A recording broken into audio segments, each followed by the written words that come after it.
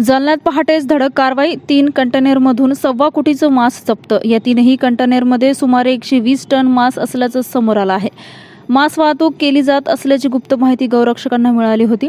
आज दिनांक 1 बुधवारी रोजी दुपारी 12 वाजता मिळालेल्या माहितीनुसार जालना शहरात आज पहाटे मोठी आणि धडाकेबाज कारवाई उघडकीस आली असून मांस वाहतूक करणाऱ्या 3 कंटेनरवर चंदनझिरा पोलिसांनी गौरक्षकाच्या मदतीने छापा टाकत तब्बल 1.25 कोटी रुपयाचा मुद्देमाल जप्त केला आहे. प्राथमिक माहितीनुसार या कंटेनरमध्ये सुमारे 120 टन मांस असल्याचं समोर आलं आहे. या घटनेने संपूर्ण शहरात खळबळ उडाली असून कायद्याचा धाक पुन्हा एकदा स्पष्ट झाला आहे. मिळालेल्या माहितीनुसार पूर्णा येथील एका फॅक्टरीमधून मुंबई मार्गे परदेशात निर्यातीसाठी मांस वाहतूक केली जात असल्याची गुप्त माहिती गौरक्षकांना मिळाली होती. ही माहिती तात्काळ पोलिसांना देण्यात आली आणि चंदनझिरा पोलीस ठाण्याचे पथक तात्काळ ॲक्शन मोडमध्ये आले. पहाटे 4 वाजता सर्जिकल स्ट्राईक. आज पहाटे सुमारे 4 वाजेच्या सुमारास पोलिसांनी 3 कंटेनर अडवून त्यांची तपासणी केली. पंचासमक्ष कंटेनर सील तोडण्यात आले असता त्यात मोठ्या प्रमाणावर पॅकिंग असलेले मांस आढळून आले.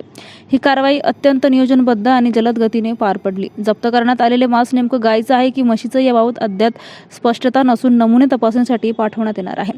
या निष्कर्षावर पुढील कायदेशीर कारवाई अवलंबून असणार आहे. 1.25 कोटीचा मुद्देमाल पोलिसांच्या ताब्यात. या कारवाईत अंदाजे 1.25 कोटी रुपये किमतीचं मांस जप्त करण्यात आलं असून हा आकडा धक्कादायक आहे. शहरातून एवढ्या मोठ्या प्रमाणावर मांसची वाहतूक होत असल्याने अनेक प्रश्न निर्माण झाले आहेत. या प्रकरणी संबंधितांविरोधात गुन्हा दाखल करण्याची प्रक्रिया सुरू असून पोलिसांकडून सखोल तपास सुरू आहे. या रॅकेटमागील मोठी साखळी उघड होण्याची शक्यता वर्तवली जात आहे.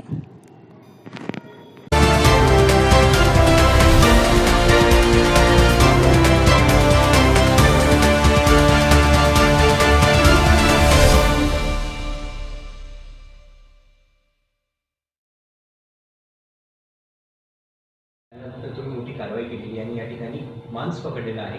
नेमकी काय कारवाई केली आहे? किती कंटेनर पकडलेले आहे? रात्री अंदाजे सकाळी 4 वाजे सुमारास सकाळी गोरक्षकाने आमच्या चंदनझिरा पोलीस स्टेशनच्या कर्मचाऱ्यांनी माहिती मिळाल्यावरून 3 कंटेनर मांस असले 3 कंटेनर पकडले आहे आणि अशी माहिती मिळाली होती. त्यामध्ये गोमांस आहे.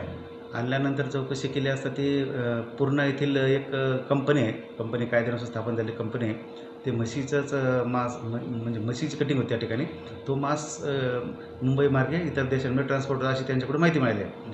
तरीसुद्धा आपण व्हेटरनरी डॉक्टर यांना पाचारण करून पंचांसमक्ष ते सील तोडण्यात आलं आणि त्याच्यामध्ये सॅम्पल घेऊन CAला पाठवून जो नंतर काय निष्पन्न होतं CAच्या रिपोर्टनुसार पुढील कारवाई करण्यात तरी ठेवली आहे. साधारण हा मुद्देमाल किती रुपयांचा आहे आणि एकूण क्वांटिटी किती आहे मुद्देमाल? तसं पाकिट पूर्ण मोजले नाहीत परंतु टोटल माल त्याच्या पावतीनुसार तो 1 ते 1.25 करोडच्या आसपास आहे. आणि क्वांटिटी किती सर? अशी माहिती मिळाली की 120 टन हा माल घेऊन चालले त्याचं कळतं.